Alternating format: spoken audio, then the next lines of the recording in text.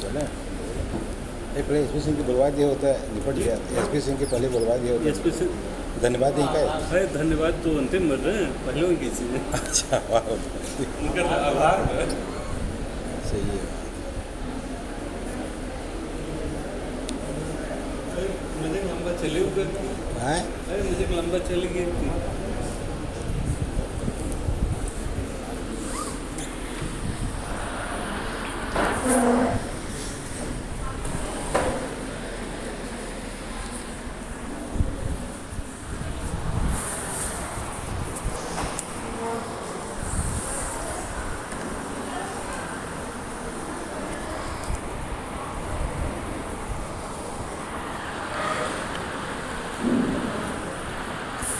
धन्यवाद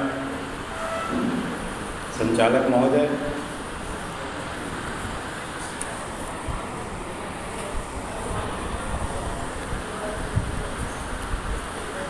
आज इस योग क्लब द्वारा आयोजित योग सप्ताह के प्रथम दिन मंच पर उपस्थित हमारे महाविद्यालय की विभिन्न क्रियाकलापों की जो समिति है उसके तमाम संयोजक गण, रोड सेफ्टी क्लब के संयोजक doctor SP Singh ji, yoga club के संयोजक डॉक्टर रंजनी कुमार सिंह जी, मिशन शक्ति की संयोजक डॉक्टर सीमा सिंह जी, आज़ादी का अमृत महोत्सव के संयोजक डॉक्टर मनोज कुमार सिंह जी, और आज के कार्यक्रम के जो मुख्य अतिथि महोदय राजा श्री कृष्ण दत्त महाविद्यालय राज कॉलेज जौनपुर, जिसको हम लोग जानते हैं कि प्राचार्य डॉक्टर शंभू राम जी,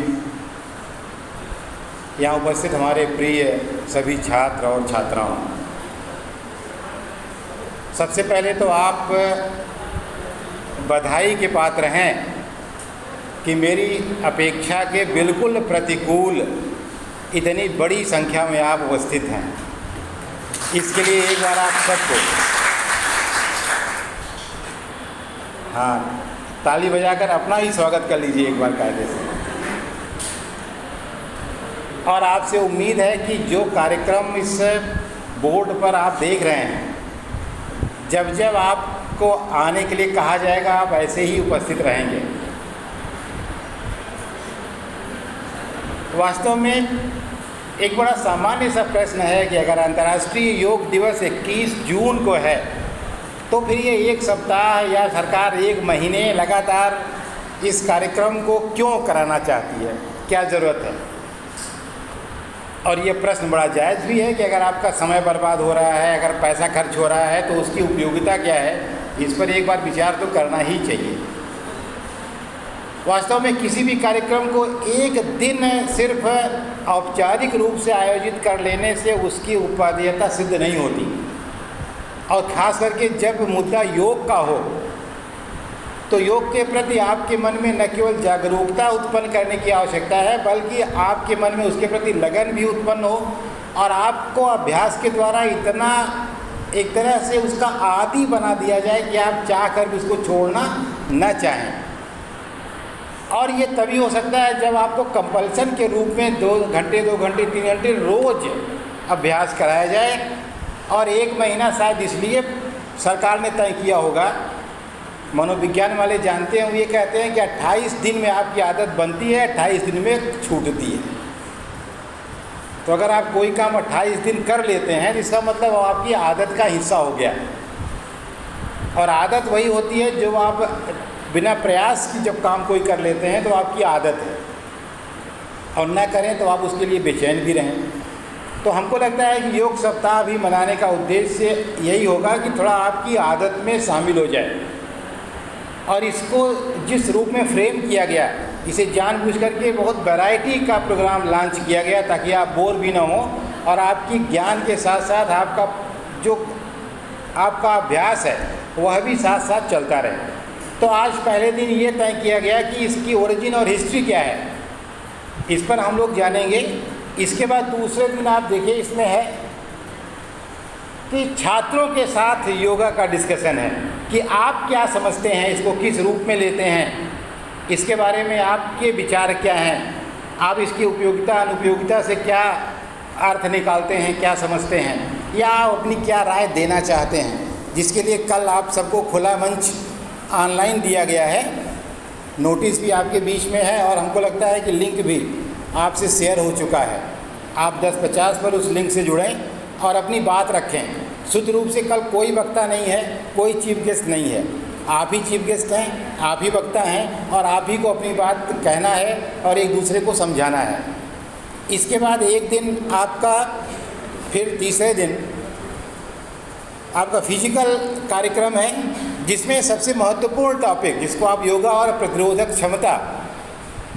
क्षमता इसलिए बहुत महत्वपूर्ण हो गई है कि कोरोना ने यह सिद्ध कर दिया है कि वही जिंदा रहेगा जो रेजिस्टेंस जिसमें होगा।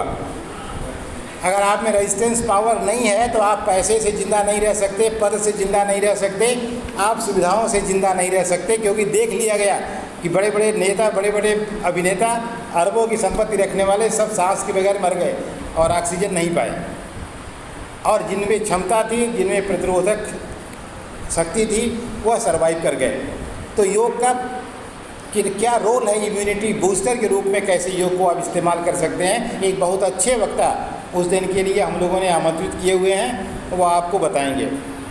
इसके बाद एक दिन आपका ऑनलाइन क्विज़ है, वो हमको लगता है तैयारी हो गया होगा, कल रात में हमारी योगेश जी से बात हुई थी, वो आपको एक दिन ऑनलाइन क्विज में शामिल होना है। और इसके बाद एक दिन आपको ओवरऑल योग का क्या रोल है वर्ल्ड पीस में, हेल्थ में, बहुत सारी कैपेसिटी बिल्डिंग में, एनर्जी में, इस पर आपको एक वक्ता अपनी बात साझा करेंगे। और लास्ट जो कार्यक्रम है वह असली कार्यक्रम है, जिस दिन आपको अभ्यास के द्वारा योग करना है और उसके लिए भी आपके ट्रेनर आएंगे जो आपको अभ्यास कराएंगे। तो मेरा सबसे पहले तो आप सबसे निवेदन है कि आप सब लोग सारे कार्यक्रम में सम्मिलित जरूर होइएगा। और जितने लोग आज हस्ताक्षर कर दे रहे हैं, इतने लोग तो बंधक ही बन जा रहे हैं, जान लीजिए। इतने लोगों को तो रहना ही रहना है, बाकी लोग आ जाएंगे तो अच्छी बात है, ठीक है। अब ये तो सामान्य बात रही जो मेरे बोलने संबंधित नहीं थी, और संचालक महोदय से निवेदन है कि यह समय मेरे बोलने के समय से माइनस कर देंगे, क्योंकि अध्यक्षीय भाषण के लिए बुलाया गया है, तो वैसे भी अध्यक्ष की बड़ी सीमा होती है, उसे बहुत नहीं बोलना चाहिए। और बहुत कुछ आपसे शेयर भी किया जा चुका है, मैं बहुत थोड़ी सी बात कह करके अपनी बात समाप्त करूंगा। देखिए, योग की उत्पत्ति कैसे हुई, योग का इतिहास क्या है, यह 5000 साल पुराना है, हमारी सनातन परंपरा का एक अंग है, हमारी सनातन संस्कृति में सदैव से विद्यमान है। शिव भगवान हमारे आदि योगी हैं, उन्होंने ही सप्तऋषियों को ये ज्ञान दिया। सप्तऋषियों ने इसका फिर समाज के हित में कोने कोने में घूम करके प्रचार प्रसार किया। ये सारी बात हम सब जान चुके हैं। वास्तव में हमें फोकस कहाँ करने की ज़रूरत है, ईमानदारी से हमको सिर्फ अपने लिए, मैं बार बार कहता हूँ कि कुछ भी सुधार दूसरे में करने की आवश्यकता नहीं है, केवल और केवल अपने में सुधार करने की ज़रूरत है।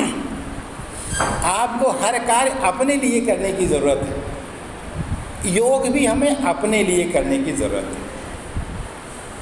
वास्तव में जो मुख्य उद्देश्य है जीवन का, इंसान के रूप में जन्म लेने के बाद हर व्यक्ति का जो अंतिम उद्देश्य है वो मोक्ष प्राप्त करना है। ध्यान दीजिएगा, स्वर्ग और नरक नहीं, स्वर्ग और नरक हमारा उद्देश्य नहीं है। मोक्ष प्राप्त करना जीवन का उद्देश्य है, और मोक्ष का मतलब होता है कि वैकुंठ प्राप्त करना। वैकुंठ का मतलब होता है कि कुंठा जगत से मुक्ति प्राप्त करना, अर्थात इस आवागमन से मुक्त होना, अर्थात जन्म मरण जरा व्याधि, इससे मुक्ति पाना।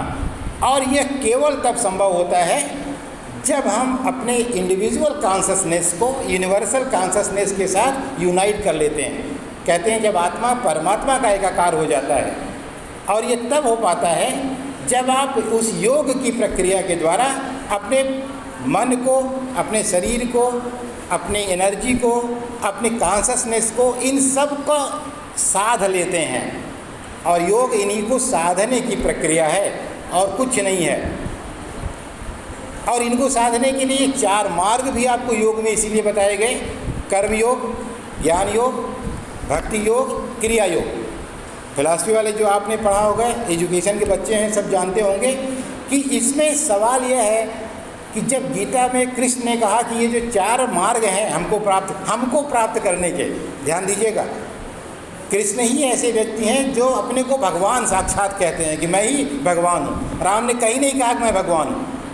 राम को आप देखते हैं हर जगह वो दशरथ पुत्र ही कहे जाते हैं, राजा अयोध्या कहे जाते हैं, लेकिन भगवान कहीं नहीं कहे जाते हैं। और कृष्ण भगवान खुद ही अपने कहते हैं मैं ही भगवान हूँ, मुझे पाना है, सब मुझ में समाहित है, सब हम ही से है, सब हम ही से पैदा होता है, हम ही में चला जाता है। इसलिए आपने देखा कि उन्होंने जब अपना विराट रूप दिखाया अर्जुन को, तो कैसे ऐसा कहीं राम ने किया? राम तो अपने भाई को लेकर के रो रहे हैं, कोई बचा ले बचा ले। जिस तरह से एक आम आदमी रोता है लेकर के अपने भाई को, उसी तरह से राम भी रो रहे हैं। राम को तो आपने कहीं नहीं देखा कि करिश्मा दिखाए हो कि रावण से कहें अच्छा चलो अब तुम मर गए, बात खत्म, मर गया, ऐसा नहीं। बाकायदा रावण से सामान्य युद्ध होता है सुबह से शाम तक, जैसे आम आदमी का युद्ध होता है। शाम को रावण थक जाता है तो उससे कहते हैं अब तुम थक गए हो, अब युद्ध करना ठीक नहीं है, अब तुम जाओ, कल फिर आना। तो इसीलिए लोग कहते भी हैं कि अगर आपको मित्र चाहिए तो राम जैसा, बेटा चाहिए तो राम जैसा, पुत्र चाहिए राम जैसा, पति चाहिए राम जैसा, और अगर दुश्मन भी चाहिए तो कैसा, वो भी राम जैसा ही, क्योंकि आपकी दुश्मनी का भी सम्मान करें। तो राम और कृष्ण के कैरेक्टर में जमीन आसमान का डिफरेंस है। हमें अनुसरण राम का ही कैरेक्टर इसीलिए करना चाहिए क्योंकि वही अनुकरणीय है, वही आदमी के लिए बना हुआ है। कृष्ण का तो सब कुछ भगवान है, उसे हम कैसे उसका अनुकरण कर सकते हैं? तो ये 4 जो मार्ग बताए गए योग में, उसमें कृष्ण ने कहा कि देखो चारों से हमको पा सकते हो। कर्मयोग का उन्होंने पूरी गीता ही लिखी कर्मयोग पर। तो कर्मयोग में अगर आप प्रयास करते हैं कर्म के द्वारा उसे पाने का, तो वो एक लाइन में कहते हैं कि कर्म करो निष्काम, और जो भी करो मुझे समर्पित कर दो। अच्छा करो, बुरा करो, झूठ बोलो, चोरी करो, डकैती करो, सब कहो कि भगवान ये आप ही के नाम पर कर रहे हैं और आप ही को समर्पित है। तो चूँकि हम इतने निष्काम नहीं हो पाते हैं मनुष्य होने के नाते, इसलिए कर्म योग से भी उसको पाना संभव नहीं है। जब आप ज्ञान योग की बात करते हैं तो कहते हैं पढ़ लिख करके समझदारी से तर्क वितर्क से हमको प्राप्त कर सकते हो। तो इतना तर्क वितर्क हो जाता है कि भगवान फिर नहीं मिलता। तो कहता है ये भी रास्ता बहुत अच्छा नहीं है। और जो क्रिया योग है, एनर्जी से संबंधित है, वो बहुत कठिन है, सबके बस की बात नहीं है, तो वो भी रिजेक्ट हो गई। अब भक्ति योग जो है, कुछ करने की ज़रूरत नहीं है, न पढ़ने की ज़रूरत है, न काम करने की ज़रूरत है, न तर्क लगाने की ज़रूरत है, बस खाली राम राम राम राम राम राम राम राम राम राम करने की ज़रूरत है। सबसे आसान तरीका है कि मरा मरा मरा मरा कहने वाला भी उनको पा जाता है अगर भक्ति कर लेता है। तो योग का जो सबसे आसान तरीका है, जिसमें हम आत्मा और परमात्मा को एक कर लेते हैं, जिसमें हम चित्त की चंचलता को नियंत्रित कर लेते हैं, जिसमें हम शरीर को संतुलित कर लेते हैं, जिसमें हम दिमाग को नियंत्रित कर लेते हैं, ये सब आपका भक्ति योग जो है वो सबसे आसान तरीका है। आपका उसके प्रति विश्वास और उसमें आस्था कि वह 100% है और आएगा ज़रूर। वो क्यों नहीं आता? वो इसलिए नहीं आता कि हम ही को विश्वास नहीं है कि वो आएगा। परीक्षा देने जा रहे होते हैं तो हनुमान जी को मनाते हुए चलते हैं, हनुमान जी पेपर ठीक करना, लेकिन जब परीक्षा कक्ष में पहुंचते हैं तो सोचते हैं कि कहीं ऐसा ना हो कि कम प्रभावशाली हो, तो लाओ सरस्वती जी को भी मना लो इसी, और थोड़ी देर बीतता है तो दुर्गा जी को भी मना लो, सब लोग मिल जाएंगे तो ठीक ही रहेगा। अब बेचारे एक चलने का प्रयास करते हैं, तब तक आपने बदल दिया, दूसरे को बुला लिया, और जब तक दूसरा चले तब तक तीसरे को बुला लिया, और जब तक चौथे को बुलाए तब तक आप डूब गए, चारों तैयारी ही करते रह गए आने की। तो एक ईष्ट बनाइए, उस पर विश्वास करिए, वो धोखा कभी नहीं देगा। लेकिन पहले अपने मन में विश्वास पुख्ता करिए कि आप सही हैं। तो हमेशा हम गलत हैं, हम अनिश्चित हैं, हमारे अंदर दुविधा है, वहाँ कोई दुविधा नहीं है। इसीलिए आपने देखा होगा कि द्रौपदी ये सबको बुला करके थक गई। इतने बड़े बड़े महारथी उस सभा में बैठे थे, कोई सामान्य व्यक्ति नहीं बैठा था। उसने सबको बुला करके देख लिया। और तो आप पूछेंगे कि फिर अगर कृष्ण भगवान पहले ही क्यों नहीं चले आए? भाई जब तुमको बड़ा घमंड है अपने लोगों पर तो बुला लो ना, हम क्यों आए? तुम जिसको बुला रहे हो उससे बचा लो अपनी इज्जत। और जैसे ही उसने अंत में सिर्फ एक बार कहा कि अब मेरी इज्जत आपके हाथ में है, तो कृष्ण भगवान जैसे थे वैसे ही, ठीक है, चंद्रशेखर की कविता पढ़िए तो आपको लगेगा कि आपकी कितना बेचैनी में वो भक्त से ज़्यादा बेचैन भगवान रहता है। गरुड़ आगे आगे, उसके आगे भगवान श्री कृष्ण और उनका पीताम्बर उसके भी पीछे। ऐसा हो सकता है कि वाहन पीछे चले और सवार आगे चले, लेकिन चूंकि अपने भक्त की लाज बचानी है तो सवारी धीरे चल रही है। इसलिए क्या कर रहे हैं, सवारी पीछे पीछे और सवार आगे आगे, और उनका पीताम्बर बेचारा दौड़ाया है वह उनसे भी पीछे, पा नहीं रहा है। तो गरुड़ ने पूछा कोई महाराज क्यों इतनी जल्दी में है, मैं तो एक ही कदम में तीनों लोग नाप लेता हूँ। कहें तुमको अंदाज़ा ही नहीं किसकी इज्जत बचानी है, उसमें तुम्हारी स्पीड पर्याप्त नहीं है। तो आप कल्पना करिए, इसीलिए कहा जाता है कि तुलसीदास ने भी रामायण में कई जगह लिखा कि ऐसे भगवान को छोड़ करके किसी की पूजा करना बेवकूफ़ी है।